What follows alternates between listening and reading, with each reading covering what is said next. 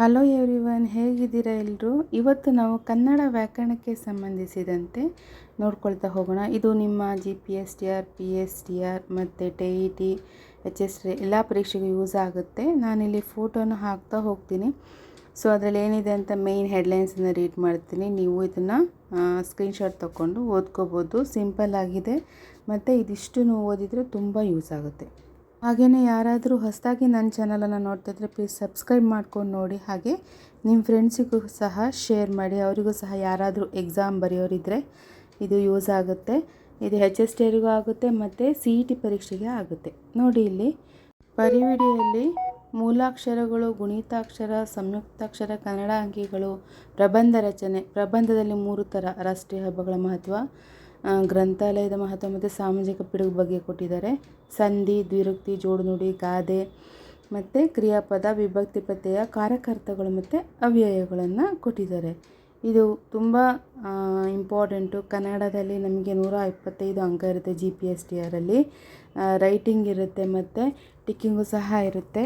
ಹಾಗಾಗಿ ಇದು ನಿಮಗೆ ಯೂಸ್ ಆಗುತ್ತೆ. ಖಂಡಿತ ವಿಡಿಯೋವನ್ನು ಪೂರ್ತಿಯಾಗಿ ನೋಡಿ, ನೀವು ಇದರಿಂದ ಸ್ವಲ್ಪ ಲಾಭವನ್ನು ಪಡ್ಕೊಳ್ಳಿ. ಹಾಗೆ ನೋಡಿ, ಈ ಪೇಜು ಇದು ಗದ್ಯ ಪಾಠ. ಇದು 10ನೇ ತರಗತಿಯ ಕನ್ನಡ ಪುಸ್ತಕದ ಒಂದು ಗ್ರಾಮರ್ ಆಗಿರುತ್ತೆ. ಇಲ್ಲಿ ವರ್ಣಮಾಲೆ ಬಗ್ಗೆ ಕೊಟ್ಟಿದ್ದಾರೆ, ಅದ್ರ ಬಗ್ಗೆ ಪೂರ್ತಿಯಾಗಿ ವಿವರವಾಗಿ ಕೊಟ್ಟಿದ್ದಾರೆ.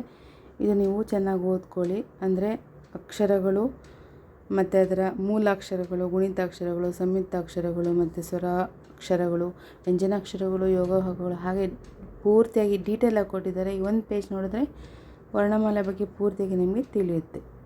ಓಕೆ, ಹಾಗೆ ಏನೇನು ನೆನ್ಪಿಟ್ಕೋಬೇಕಂತ ಕೆಳಗಡೆ ಕೊಟ್ಟಿದ್ದಾರೆ. ಇದು ಒಂದು ಪೇಜ್ ನೋಡಿಕೊಂಡ್ರೆ ನಿಮಗೆ ಯೂಸ್ ಆಗುತ್ತೆ. ಹಾಗೆಯೇ ನಾವು ನೆಕ್ಸ್ಟ್ ಮುಂದಕ್ಕೆ ನೋಡೋಣ.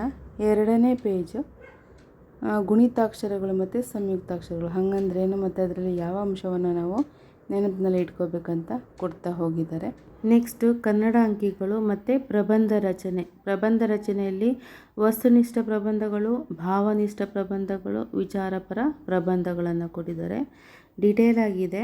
ನಾವು ಪ್ರಬಂಧವನ್ನು ಬರೆಯುವಾಗ ಗಮನಿಸಬೇಕಾಗಿರುವಂಥ ಮುಖ್ಯ ಅಂಶಗಳು ಏನೇನು ಅನ್ನೋದನ್ನು ಇಲ್ಲಿ ಕೊಟ್ಟಿದ್ದಾರೆ. ಮತ್ತು ಅಲ್ಲಿ ಮೇಲ್ಗಡೆ ನೋಡಿದಿ ಕನ್ನಡ ಅಂಕಿಗಳ ಬಗ್ಗೆ ಡೀಟೇಲಾಗಿ ಕೊಟ್ಟಿದ್ದಾರೆ. ನೀವು ಇದನ್ನು ಸ್ಟಾಪ್ ಮಾಡಿ ನೋಡ್ಕೋಬೋದು, ಓದ್ಕೊಳ್ಳಿ. ಹಾಗೆಯೇ ಪ್ರಬಂಧ ಬರೆಯುವಾಗ ಯಾವ ರೀತಿ ಬರೀಬೇಕು ಅನ್ನೋದನ್ನು ಕೊಟ್ಟಿದ್ದಾರೆ. ವಿಷಯ ನಿರೂಪಣೆ, ಉಪಸಂಹಾರ ಆಗಿರ್ಬೋದು, ಪೀಠಿಕಾ ವಿಧಾನದಲ್ಲಿ ಏನೇನು ಇರಬೇಕು ಅಂತ ಇದಿಷ್ಟು ನೀವು ನೋಡ್ಕೊಳ್ಳಿ. ಮತ್ತು ಇಲ್ಲಿ ಭಾಷಾ ಚಟುವಟಿಕೆಯಲ್ಲಿ ವಿಜಾತಿಯ ಸಂಯುಕ್ತಾಕ್ಷರಗಳನ್ನು ಆರಿಸಿ ಬರೀರಿ ಅಂತಿದೆ.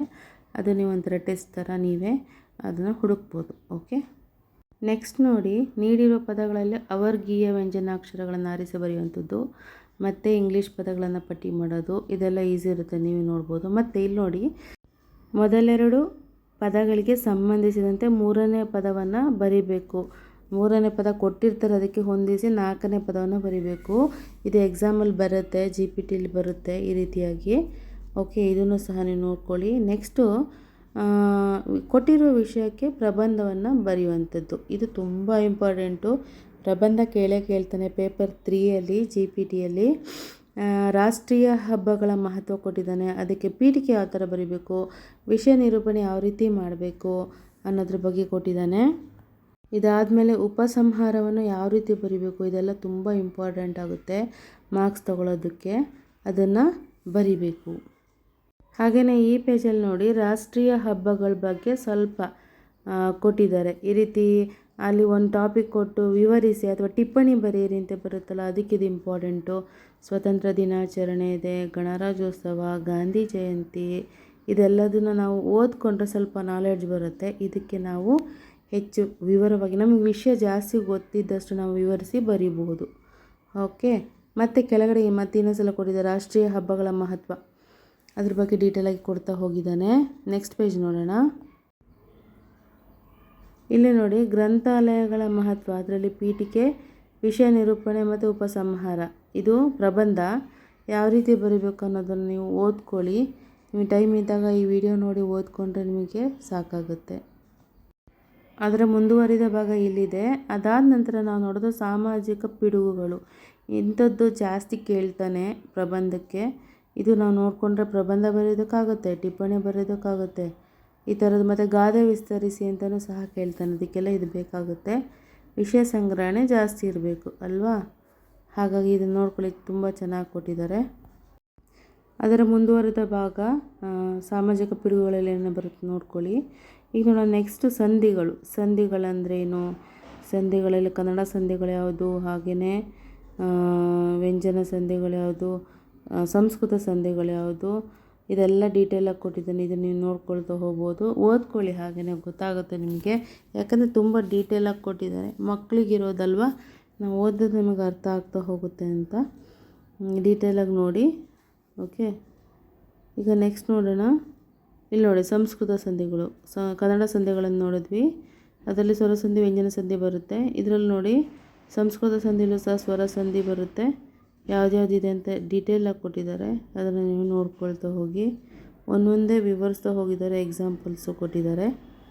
ಓಕೆ, ನಾನು ಸಹ ಇದನ್ನು ನೋಡ್ಕೊಳ್ತೀನಿ, ಹಾಗಾಗಿ ತುಂಬ ಯೂಸ್ ಆಗುತ್ತೆ, ನೀವು ಸಹ ನೋಡ್ಕೊಳ್ಳಿ. ಓಕೆ, ಗುಣಸಂಧಿ ಇದೆ, ಯಾವ ರೀತಿ ಬರುತ್ತೆ.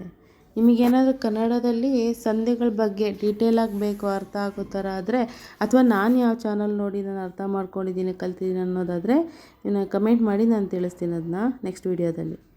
ಓಕೆ, ನೋಡಿ ನೆಕ್ಸ್ಟ್ ಮುಂದುವರೆದಂಥ ವೃದ್ಧಿ ಸಂಧಿ, ಎಂಡ್ ಸಂಧಿ ಎಲ್ಲ ಇದೆ.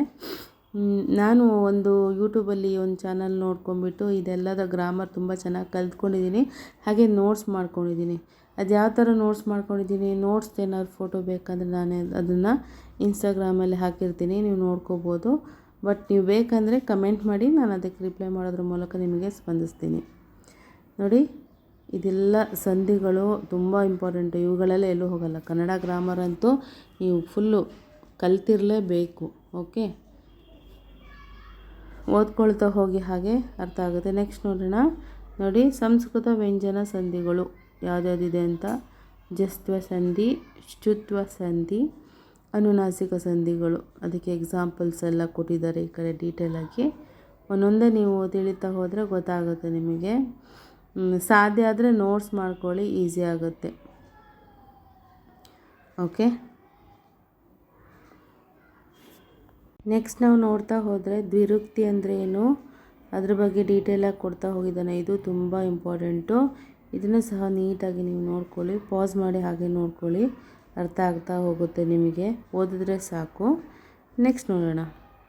ನೆಕ್ಸ್ಟ್ ಸಹ ದ್ವಿರುಕ್ತಿಯ ಭಾಗ ಮುಂದುವರೆದಿದೆ, ಅದನ್ನೇ ನೀವು ಚೆನ್ನಾಗಿ ನೋಡ್ಕೊಳ್ಳಿ. ಯಾವ ರೀತಿ ದ್ವಿರುಕ್ತ ಅಂದರೆ ಏನು, ಇದರಲ್ಲಿ ನುಡಿಗಟ್ಟಿರುತ್ತೆ, ದ್ವಿರುಕ್ತಿ ಇರುತ್ತೆ, ಆಮೇಲೆ ಬಡೆನುಡಿ ಅಂತ ಬರುತ್ತೆ. ಇವೆಲ್ಲ ತುಂಬ ಇಂಪಾರ್ಟೆಂಟು, ನೀವು ಡೀಟೇಲಾಗಿ ಓದ್ತಾ ಹೋಗಿ. ನಾನು ಓದಿ ಎಕ್ಸ್ಪ್ಲೇನ್ ಮಾಡಿದ್ರೆ ತುಂಬ ವಿಡಿಯೋ ಲೆಂತಿ ಆಗುತ್ತೆ.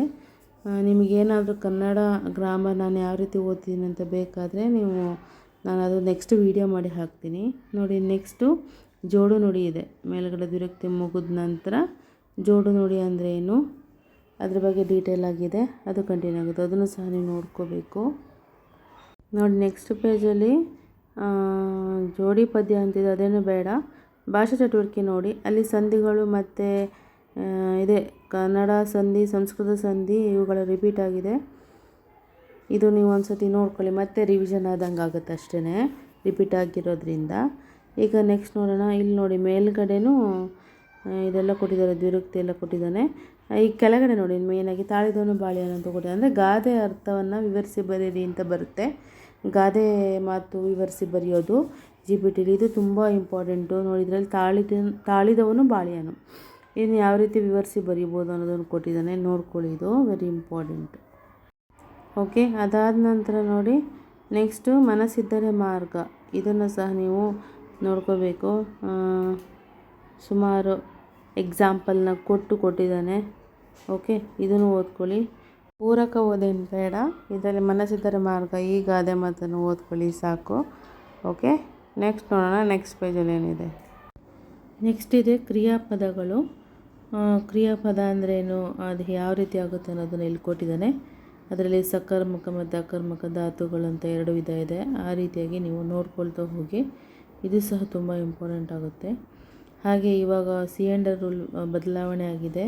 ನಾನು ಈ ವಿಡಿಯೋದ ಅರ್ಧ ವಾಯ್ಸು ತುಂಬ ದಿನಗಳಿಂದ ಕೊಟ್ಟಿದ್ದೆ, ಮತ್ತು ಇನ್ನು ಅರ್ಧ ವಾಯ್ಸನ್ನು ಇವಾಗ ಕೊಡ್ತಾಯಿದ್ದೀನಿ. ಈಗ ನೀವು ಅಪ್ಡೇಟ್ ಏನಂದರೆ ಸಿಎಂಡರ್ ರೂಲ್ ಚೇಂಜ್ ಆಗಿದೆ. ಅದರಲ್ಲೂ ಸಹ ಕನ್ನಡ ಇಂಪಾರ್ಟೆಂಟ್ ಅಲ್ವಾ, ಕನ್ನಡ 1 ಮಾರ್ಕ್ಸಿಗೆ ಬಂದೇ ಬರುತ್ತೆ.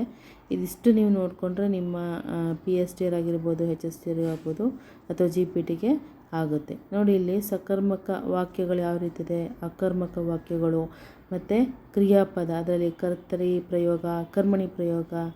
ಹಾಗೆ ನೀವೊಂದು ಸ್ವಲ್ಪ ಮೊದಲೇ ಸ್ಟಡಿ ಮಾಡಿ ಇದನ್ನು ನೋಡ್ಕೊಳ್ತಾ ಹೋದರೆ ನಿಮಗೆ ಚೆನ್ನಾಗಿ ಅರ್ಥ ಆಗುತ್ತೆ. ಒಂದು ಸತಿ ನೀವು ಸ್ಟಡಿ ಮಾಡಿರಬೇಕು, ಆಗ ಇದು ತುಂಬ ಈಸಿ ಆಗುತ್ತೆ.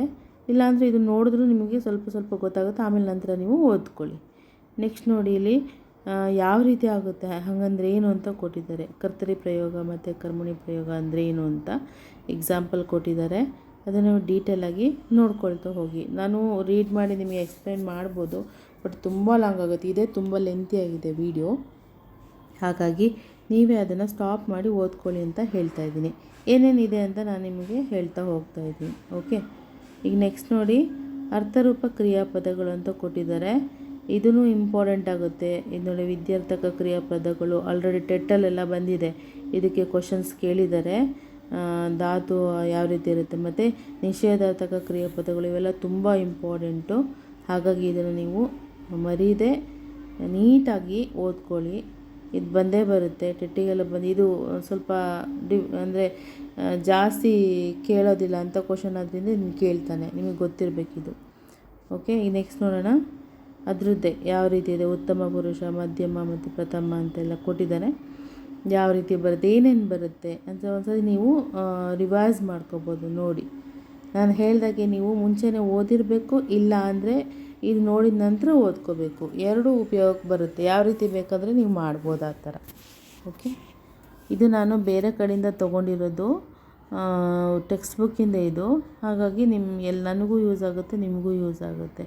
ಮಾಹಿತಿ ಎಲ್ಲಿದ್ದರೂ ನಾವು ಓದ್ಕೋಬೇಕಲ್ವ. ನೋಡಿ ನೆಕ್ಸ್ಟು ವಿಭಕ್ತಿ ಪ್ರತ್ಯಯ ಮತ್ತು ಕಾರಕಾರ್ಥಗಳು. ಇದು ಅಂತೂ ತುಂಬ ಇಂಪಾರ್ಟೆಂಟು. ವಿಭಕ್ತಿ ಪ್ರತ್ಯಯಗಳು ಯಾವುದಿದೆ ಅಂತ ನಿಮಗೆ ಗೊತ್ತಿದೆ ಆಲ್ರೆಡಿ, ಮತ್ತು ಅದರಲ್ಲಿ ಕಾರಕಾರ್ಥ ಕೇಳ್ತಾರೆ, ಅದು ವೆರಿ ಇಂಪಾರ್ಟೆಂಟು. ಕರ್ತೃಕಾರಕ, ಕರ್ಮ, ಆಮೇಲೆ ಕರಣಾರ್ಥ, ಸಂಪ್ರದಾನ, ಅಪದಾನ, ಸಂಬಂಧ, ಅಧಿಕರಣ ಇವೆಲ್ಲ ಕೇಳ್ತಾರೆ. ಇದು ತುಂಬ ಇಂಪಾರ್ಟೆಂಟು. ಸೊ ಇದನ್ನು ಸಹ ನೀವು ನೋಡ್ಕೊಳ್ಳಿ. ಎಕ್ಸಾಂಪಲ್ ಸಹ ಇದೆ ಜೊತೆಯಲ್ಲಿ. ಇದು ಓದಿದ್ರೆ ಆಲ್ಮೋಸ್ಟ್ ಈಸಿಯಾಗಿ ಅರ್ಥ ಆಗುತ್ತೆ.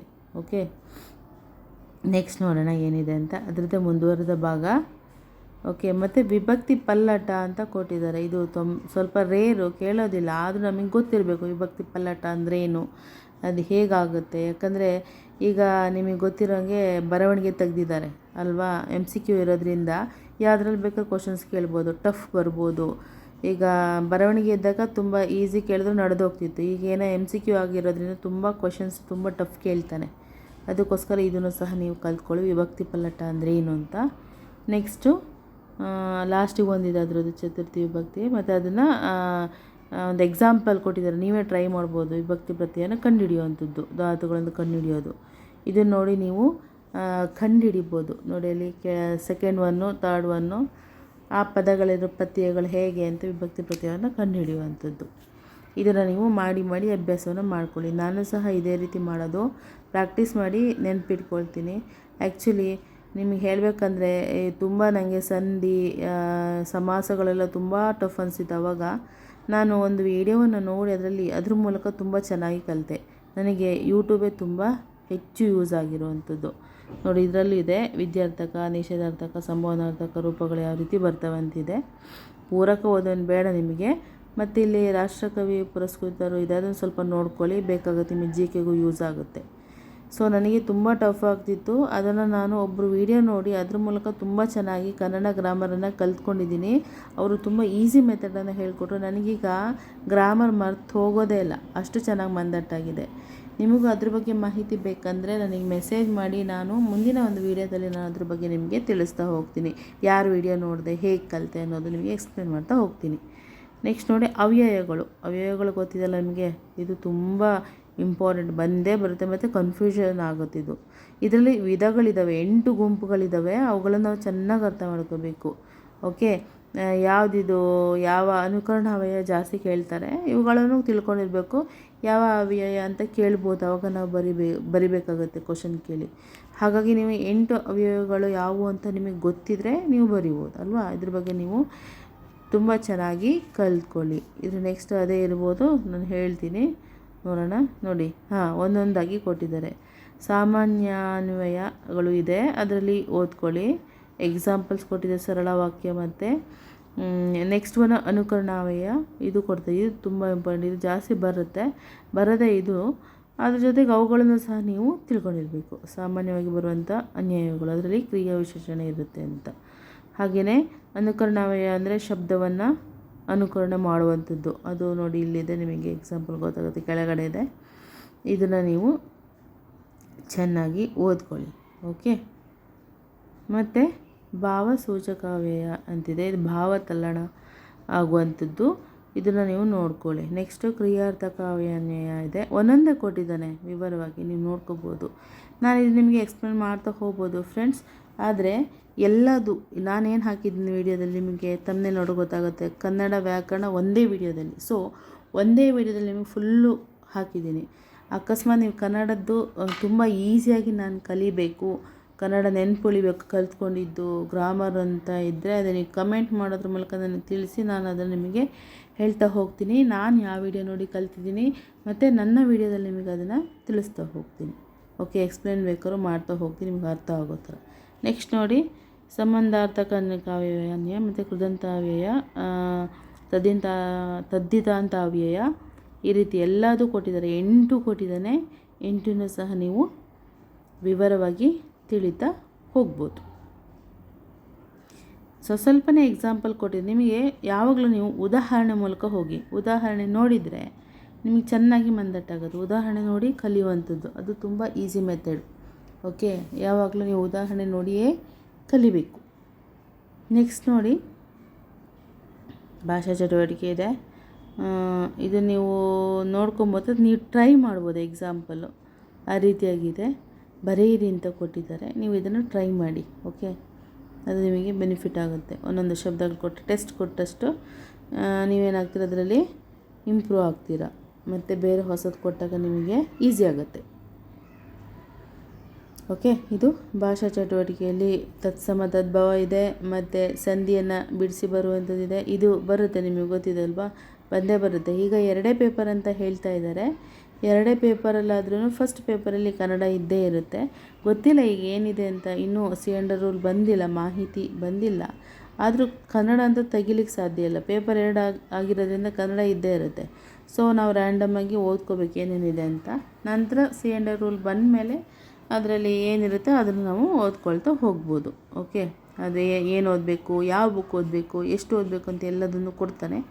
ನಾವು ನಂತರ ಅದನ್ನು ಓದ್ಕೊಳ್ತಾ ಹೋಗ್ಬೋದು. ಅಲ್ಲಿ ತನಕ ನಾವು ರ್ಯಾಂಡಮಾಗಿ ಓದ್ತಾ ಹೋಗೋಣ. ನೆಕ್ಸ್ಟ್ ನೋಡಿ, ದ್ವಿರುಕ್ತಿಗಳು. ಇದರಲ್ಲಿ ನಿಮಗೆ ಟೆಸ್ಟ್ ಕೊಟ್ಟಿದ್ದಾನೆ. ದ್ವಿರುಕ್ತಿಗಳನ್ನು ಪಟ್ಟಿ ಮಾಡಿ ಅಂದರೆ ನೀವು ಕಂಡುಹಿಡಿಬೇಕು. ಅದು ಒಂದು ಎಕ್ಸಾಂಪಲ್, ಅದು ಯೂಸ್ ಆಗ್ಬೋದು ಅಂತ ನಾನಿಲ್ಲ ಹಾಕಿದ್ದೀನಿ. ಜೋಡು ನುಡಿ ಕೊಟ್ಟಿದ್ದಾರೆ, ಅವ್ಯಯ ಕೊಟ್ಟಿದ್ದಾರೆ. ಓಕೆ, ಎಕ್ಸಾಂಪಲ್ ಕೊಟ್ಟಿದ್ದಾರೆ. ಯಾವುದು ಕ್ವಶನ್ಸ್ ಇದೆ ಅದು ನೀವು ಮಾಡ್ತಾ ಹೋಗಿ. ಯಾವ ರೀತಿ ಆಗುತ್ತೆ ಅಂತಲೂ ಕೊಟ್ಟಿದ್ದಾನೆ, ಅದನ್ನು ನೀವು ಮಾಡ್ಬೋದು. ಮಾಡಿರಿ ಅಂತ ಕೊಟ್ಟಿದ್ದಾರೆ. ಮೇಲ್ಗಡೆದು ಕೆಳಗಡೆದನ್ನು ಗುರುತಿಸಿ ಅಂತ ಕೊಟ್ಟಿದ್ದಾರೆ. ಓಕೆ, ಈ ರೀತಿಯಾಗಿ ನೀವು ಕಂಡುಹಿಡಿದು ಹೋಗಿ ಓದ್ತಾ ಹೋದರೆ ನಿಮಗೆ ಗೊತ್ತಾಗುತ್ತೆ. ಓಕೆ, ನೆಕ್ಸ್ಟ್ ನೋಡೋಣ. ನೆಕ್ಸ್ಟ್ ಏನಿದೆ ಅಂತ. ಪೂರಕ ಓದಿದೆ, ಇದೇನು ಬೇಡ. ಇದರಲ್ಲಿ ಜ್ಞಾನಪೀಠ ಪ್ರಶಸ್ತಿ ಪುರಸ್ಕೃತ ಕನ್ನಡ ಕವಿಗಳು ಇದೆ. ಇದನ್ನು ಸ್ವಲ್ಪ ನೀವು ನೋಡ್ಕೊಳ್ಳಿ, ಯಾಕಂದರೆ GKಯಲ್ಲಿ ಕೇಳ್ತಾರೆ, ಬೇಕಾಗುತ್ತೆ ನಿಮಗೆ. Okay, important. ಕೆಲವೊಂದು ಅಂದರೆ ಇದು ಟೆಕ್ಸ್ಟ್ ಬುಕ್ ಆಗಿರೋದ್ರಿಂದ, 10ನೇ ತರಗತಿಯ ಪಠ್ಯ ಪುಸ್ತಕ ಆಗಿರೋದ್ರಿಂದ ಅದನ್ನು ಬಿಟ್ಟು ಬೇರೆ ಕೇಳಲ್ಲ. ಓಕೆ, ಕನ್ನಡ ಆಗಿರ್ಬೋದು, ಇಂಗ್ಲೀಷ್ ಆಗಿರ್ಬೋದು, ಅಥವಾ ನೀವು ಸೋಷಿಯಲ್ ಟೀಚರ್ ಆಗೋರಾಗಿದ್ದರೆ ಸೋಷಿಯಲ್ ಆಗಿರ್ಬೋದು, ಬುಕ್ ಬಿಟ್ಟು ಬೇರೆ ಕೇಳೋದೇ ಇಲ್ಲ. ನೀವು ಅದನ್ನೇ ಓದ್ಕೋಬೇಕು. ನೆಕ್ಸ್ಟ್ ನೋಡಿ, ಇಲ್ಲಿ ಕೆಲವೊಂದು ಅಂದರೆ ಶಾರ್ಟ್ಕಟ್ಟಾಗಿ ಹೇಗೆ ಓದ್ಕೊಳ್ಳೋದು ಅಂತ ಕೊಟ್ಟಿದ್ದಾರೆ. ಅದನ್ನು ನೀವು ಪಟ ಅಂತ ಓದ್ಕೊಳ್ತಾ ಹೋಗಲಿ. ಕ್ವಿಕ್ ರಿವಿಷನ್ನಿಗೆ ಯೂಸ್ ಆಗೋ ಥರ ಕೊಟ್ಟಿದ್ದಾರೆ. ಇದು ಕ್ವಿಕ್ ರಿವಿಷನ್ ಯಾವ ರೀತಿ ಮಾಡಬೇಕು ಅಂಥೇಳಿ ನೀವು ಇದನ್ನು ನೋಡಿಕೊಂಡ್ರೆ ನಿಮಗೆ ತುಂಬ ಈಸಿ ಆಗುತ್ತೆ. ಓಕೆ, ಇದನ್ನು ನೀವು ನೋಡ್ಕೊಳ್ಳಿ, ಓದ್ತಾ ಹೋಗಿ. ಅವಾಗೇನಾಗುತ್ತೆ, ಈಗಷ್ಟು ಓದಿದ್ರಲ್ಲ ಅದಷ್ಟು ಇಲ್ಲಿ ರಿವೈಸ್ ಆಗುತ್ತೆ. ನೀವು ಅದನ್ನು ಚೆನ್ನಾಗಿ ಅಭ್ಯಾಸ ಮಾಡಿದಾಗ ಆಗುತ್ತೆ. ರಿಪೀಟ್ ಆಗುತ್ತೆ. ಎಷ್ಟು ಸತಿ ನೀವು ರಿವಿಷನ್ ಮಾಡ್ತೀರೋ ಅಷ್ಟು ನಿಮ್ಮ ಮೆಮೊರಿಯಲ್ಲಿ ಅದು ಉಳ್ಕೊಳ್ತಾ ಹೋಗುತ್ತೆ. ನೆಕ್ಸ್ಟ್ ಪೇಜ್ ನೋಡಿ, ಅದರ ಮುಂದುವರೆದ ಭಾಗ, ಸಂಧಿಗಳು ಯಾವ ರೀತಿಯಾಗಿದ್ದಾವೆ, ಅದಕ್ಕೆ ಎಕ್ಸಾಂಪಲ್ಸು ಎಲ್ಲ ಇದ್ದಾವೆ. ಓಕೆ, ಎಲ್ಲದನ್ನು ಒಂದು ಸತಿ ಕಣ್ಣಾಡಿಸಿ. ಇದು ನಿಮಗೆ ಯೂಸ್ ಆಗೇ ಆಗುತ್ತೆ ಅಂತ ನೀವು ಓದ್ಕೊಂಡ್ರೆ ಯೂಸ್ ಆಗುತ್ತೆ. ಓಕೆ, ನೀವೆಲ್ಲ ಫ್ರೀ ಟೈಮಲ್ಲಿದ್ದಾಗ ಎಲ್ಲಾಂದರೂ ಕೂತ್ಕೊಂಡಿದ್ದಾಗ ಬುಕ್ ತೆಗೆದು ಹುಡುಕಿ ನೋಡೋ ಬದಲು ಮೊಬೈಲಲ್ಲಿದ್ದರೆ ಇದನ್ನು ನೀವು ನೋಡ್ಕೊಳ್ತಾ ಹೋಗ್ಬೋದು. ಇದನ್ನು ನೀವು ಸ್ಟಾಪ್ ಮಾಡಿ ನೋಡ್ಕೊಳ್ಳಿ. ಓಕೆ, ನೆಕ್ಸ್ಟ್ ಏನಿದೆ ಅದರಲ್ಲೇ ಮುಂದುವರೆದ ಭಾಗ ಇದೆ ನೋಡಿ. ಎಷ್ಟೊಂದಿದ್ದಾವೆ, ಎಷ್ಟು ಬೇಕಾದ್ರೂ ನೀವು ಕಲಿಬೋದು. ಸಮಾಸಗಳು ಕೊಟ್ಟಿದ್ದಾರೆ, ಇಲ್ಲಿ ವಿಭಕ್ತಿಗಳು ಕೊಟ್ಟಿದ್ದಾರೆ. ಚಿಕ್ಕದಾಗಿದೆ, ನೀವು ಅದನ್ನು ಸ್ಟಾಪ್ ಮಾಡಿ ಅಥವಾ ಸ್ಕ್ರೀನ್ಶಾಟ್ ತಗೊಂಡು ದೊಡ್ಡದಾಗಿ ತಕ್ಕೊಂಡು ಓದಿ. ನಾನು ಫುಲ್ ಕವರ್ ಮಾಡಬೇಕಂತೇಳಿ ಇಲ್ಲಿ ತೋರಿಸ್ತಾ ಇದ್ದೀನಿ, ಹಾಗಾಗಿ ಚಿಕ್ಕದಾಗಿದೆ. ಓಕೆ, ಸೊ ಕನ್ನಡ ವ್ಯಾಕರಣ ಈ ಒಂದೇ ವಿಡಿಯೋದಲ್ಲಿ ನಿಮಗೆ ಎಲ್ಲದರ ಮಾಹಿತಿ ಸಿಗುತ್ತೆ. ಹಾಗಾಗಿ ನೀವು ಎಕ್ಸಾಮ್ಸಿಗೆ ಚೆನ್ನಾಗಿ ಪ್ರಿಪೇರ್ ಆಗ್ಬೋದು.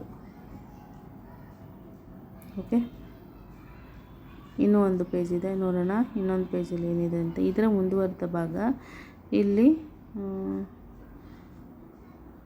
ವಿಭಕ್ತಿ ಬದಲಿಗೆ ಇನ್ನೊಂದು ವಿಭಕ್ತಿಯಲ್ಲಿ ಬದಲಿಸಿದ ವಿಭಕ್ತಿ ಪಲ್ಲಟ. ವಿಭಕ್ತಿ ಪಲ್ಲಟ ಅಂದರೆ ಫುಲ್ಲು ಡೀಟೇಲ್ ಕೊಟ್ಟಿದ್ದಾರೆ. ಮತ್ತು ದೇಶ ಮತ್ತು ಅನ್ಯ ದೇಶ ಪದಗಳು ಕೊಟ್ಟಿದ್ದಾರೆ. ಕರ್ಮಣಿ ಪ್ರಯೋಗ ಇದೆ, ಲೇಖನ ಚಿಹ್ನೆಗಳು ಸಹ ಇದರಲ್ಲಿ ಕೊಟ್ಟಿದ್ದಾರೆ. ಎಲ್ಲ total grammar full revision, quick revision ಥರ ಕೊಟ್ಟಿದ್ದಾರೆ ಇಲ್ಲಿ. ನಾನು ತುಂಬ ಲೆಂತಿಯಾಗಿ ಹಾಕಿದ್ದೀನಿ, ಯಾಕಂದರೆ ಆ ಪೇಜೇ ನೀವು ನೋಡಿ ಅಂತ. ತುಂಬ ಮಾಹಿತಿ ಒಂದೇ ಕಡೆ ಇರೋದ್ರಿಂದ ನಿಮಗೆ ಫಾಸ್ಟಾಗಿ ನೋಡೋದಕ್ಕಾಗಲ್ಲ ಅಲ್ವಾ, ಅದಕ್ಕಾಗಿ ನೋಡ್ತಾ ಹೋಗಿ ಅಂತ. ನೋಡಿ, ಇದನ್ನು ಪೇಜ್ ವೈಸ್ ಬೇಕಾದ್ರೆ ರಿವೈಸ್ ಮಾಡ್ಬೋದು ಆಮೇಲೆ ನೀವು ಬೇಕಿದ್ದರೆ, ಯಾಕಂದರೆ ಇದೆಲ್ಲ ಕಲಿತ ನಂತರ ನಾವು ರಿವಿಷನನ್ನು ಮಾಡಬೇಕು. ಓಕೆ, ಇನ್ನೂ ಒಂದು ಪೇಜ್ ಇದೆ ನೋಡಿ, ತತ್ಸಮ ತದ್ಭವ ಇದೆ, ಪ್ರಶ್ನಾರ್ಥಕ ಇವೆಲ್ಲ ಇದೆ, ಅವ್ಯಯಗಳು ಇದೆ ಇದರಲ್ಲಿ. ಎಲ್ಲ ನೋಡ್ತಾ ಹೋಗಿ ಒನ್ ಬೈ ಒನ್ ನೀವು ಕಲಿತಾ ಹೋಗಬೇಕು. ಕಲಿತಷ್ಟು ನಮಗೆ ಪ್ರಾಕ್ಟೀಸ್ ಆಗುತ್ತೆ, ನೆನಪಿನಲ್ಲಿ ಹೆಚ್ಚು ನಾವು ಕಲಿತಾಗೆ ನೆನಪಿನಲ್ಲಿ ಅದು ಉಳ್ಕೊಳ್ತಾ ಹೋಗುತ್ತೆ. ಓಕೆ, ಸೊ ನಾನು ಈ ಒಂದೇ ಒಂದು ವಿಡಿಯೋದಲ್ಲಿ ಟೋಟಲ್ ಕನ್ನಡ ವ್ಯಾಕರಣ ಏನೇನು ಬರುತ್ತೋ ಅಷ್ಟೂ ತೋರಿಸೋ ಪ್ರಯತ್ನವನ್ನು ಮಾಡಿದ್ದೀನಿ. ನನಗನ್ಸುತ್ತೆ ಇದು ನಿಮಗೆ ತುಂಬ ಯೂಸ್ ಆಗುತ್ತೆ ಅಂತ. ಖಂಡಿತ ನೀವು ಓದಿದ ಮೇಲೆ ಒಂದು ಸತಿ ಈ ವಿಡಿಯೋನ ಪೂರ್ತಿಯಾಗಿ ನೋಡಿ. ಹಾಗೆಯೇ ನೋಡಿದ ಮೇಲೆ ನಿಮ್ಮ ಫ್ರೆಂಡ್ಸಿಗೂ ಸಹ ಶೇರ್ ಮಾಡೋದ್ರ ಮೂಲಕ ಸಬ್ಸ್ಕ್ರೈಬ್ ಮಾಡ್ಕೊಳ್ಳಿ ನನ್ನ ಚಾನಲನ್ನು. ಆಗ ನನಗೆ ಒಂದು ಮೋಟಿವೇಶನ್ ಸಿಕ್ಕಂಗಾಗುತ್ತೆ ನೆಕ್ಸ್ಟ್ ವಿಡಿಯೋ ಹಾಕೋದಕ್ಕೆ. ಹಾಗಾಗಿ ಶೇರ್ ಮಾಡ್ಕೊಳ್ಳಿ ಅಂತ ಹೇಳ್ತೀನಿ. ನೋಡಿ, ಇಲ್ಲಿ ದ್ವಿರುಕ್ತಿ ಜೋಡಿ ಪದವೆಲ್ಲ ಒಂದು ಬಾಕ್ಸಲ್ಲಿ ಕೊಟ್ಟಿದ್ದಾರೆ.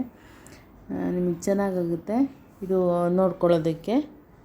ನನ್ನ ಕಡೆಯಿಂದ ಏನೇನಾಗುತ್ತೋ ಅಂದರೆ ಒಂದು ಇನ್ಫಾರ್ಮೇಷನ್ ಕೊಡುವಂಥ ವೀಡಿಯೋಗಳನ್ನು ನಾನಿಲ್ಲಿ ಹಾಕ್ತಾ ಹೋಗ್ತೀನಿ. ನಿಮಗೆ ಯೂಸ್ ಆಗುವಂಥ ವೀಡಿಯೋಗಳನ್ನು ಅಷ್ಟೇ ಹಾಕ್ತೀನಿ, ಸುಮ್ಮನೆ ಯಾವುದ್ಯಾವುದೋ ಹಾಕಲ್ಲ. ನಿಮಗೆ ಅದರಿಂದ ಲಾಭ ಆಗಬೇಕು. ನನ್ನ ಒಂದು ಮೈಂಡಲ್ಲಿ ಏನಿರುತ್ತೆ ಅಂದರೆ ನಾನೊಂದು ವೀಡಿಯೋ ಹಾಕಿದ್ರೆ ಅದು ಉಪಯೋಗ ಆಗಬೇಕು ಎಲ್ಲರಿಗೂ, ಆ ರೀತಿ ಇರೋದನ್ನು ನಾನು ಹಾಕ್ತೀನಿ. ಸೊ ನೋಡಿ, ಇಲ್ಲಿ ಅಲಂಕಾರದ ಬಗ್ಗೆ ಇದೆ. ಓಕೆ, ಸುಮಾರು ಪೇಜ್ ಇದ್ದಾವೆ, ಇನ್ನೊಂದು ಅಂತ ಪೇಜ್ಗಳು ಬರ್ತಾ ಇದ್ದಾವೆ. ನಾನು ಸ್ವಲ್ಪ ಅದು ಲೆಂತಿ ಪೇಜಸ್ ಮಾಡಿರೋದ್ರಿಂದ ಹಾಗೆ ಒಂದೊಂದೇ ಬರ್ತಾಯಿದೆ. ಹಾಗಾಗಿ ನನ್ನ ವಿಡಿಯೋಕ್ಕೆ ನೀವು ಸಬ್ಸ್ಕ್ರೈಬ್ ಆಗಿ ನಿಮ್ಮ ಫ್ರೆಂಡ್ಸ್ಗೂ ಶೇರ್ ಮಾಡ್ಕೊಳ್ಳಿ. ಈ ರೀತಿ ಮಾಡೋದ್ರಿಂದ ನಾನು ಹೆಚ್ಚು ವೀಡಿಯೋವನ್ನು ನಿಮಗೆ ಹಾಕೋದಕ್ಕೆ ಆಗುತ್ತೆ. ಓಕೆ, ಈ ಒಂದು ಪ್ಯಾರಾಗ್ರಾಫಲ್ಲಿ ನೋಡಿ, ಅಲಂಕಾರದ ಬಗ್ಗೆ ಕೊಟ್ಟಿದ್ದಾನೆ. ಫುಲ್ಲು ಕೊಟ್ಟಿದ್ದಾರೆ. ಅಲಂಕಾರಗಳಂದರೆ ಏನು, ಎಷ್ಟು ಬರುತ್ತೆ, ವಿಧಗಳು, ಅವೆಲ್ಲ ಅದರ ಮುಂದುವರೆದ ಭಾಗ. ಇದು ತುಂಬ ಯೂಸ್ ಆಗುತ್ತೆ ಫ್ರೆಂಡ್ಸ್ ನಿಮಗೆ ಅಲಂಕಾರಗಳೆಲ್ಲ. ಓಕೆ, ಅಲ್ಲಿ ನಿಮಗೆ ಅಲಂಕಾರಗಳು ಬಂದಿಲ್ಲ 10th ಬುಕ್ಕಲ್ಲಿ, ಸೊ ಇಲ್ಲಿ ಅಲಂಕಾರಗಳಿದೆ. ಓಕೆ, ಇದನ್ನು ಎಕ್ಸ್ಪ್ಲೇನ್ ಮಾಡಬೇಕಂದ್ರೆ ಒಂದೊಂದೇ ಟಾಪಿಕ್ ತೊಗೋಬೇಕು, ಫುಲ್ಲು ತೊಗೊಳಕ್ಕಾಗಲ್ಲ. ಹಾಗಾಗಿ ನೀವು ಆಲ್ರೆಡಿ ಓದಿ ಕಲಿತ ನಂತರ ಇದನ್ನು ಒಂದು ಸತಿ ಓದ್ಕೊಳ್ಳಿ, ಆಗ ನಿಮಗೆ ಯೂಸ್ ಆಗುತ್ತೆ. ಓಕೆ, ಫುಲ್ಲು ಈ ಪೇಜ್ ಫುಲ್ ಅಲಂಕಾರನೇ ಇದೆ. ಇಲ್ಲಿ ಕಂದ ಪದ್ಯನೂ ಕೊಟ್ಟಿದ್ದಾರೆ ನೋಡಿ, ಅದನ್ನು ಯಾವ ರೀತಿ ಬರುತ್ತೆ ಅಂತ. ನೆಕ್ಸ್ಟು ಷಟ್ಪದಿ, ಆಮೇಲೆ ಖ್ಯಾತ ಕರ್ನಾಟಕ ವೃತ್ತಗಳು ಈ ಕಡೆ ಕೊಟ್ಟಿದ್ದಾರೆ ನೋಡಿ, ಇಲ್ಲಿ ಕೊಟ್ಟಿದ್ದಾರೆ ಫುಲ್ಲು. ಇವೆಲ್ಲ ಬರುತ್ತೆ ಕನ್ನಡ ಗ್ರಾಮರ್ಗೆ, ತುಂಬ ಇಂಪಾರ್ಟೆಂಟು.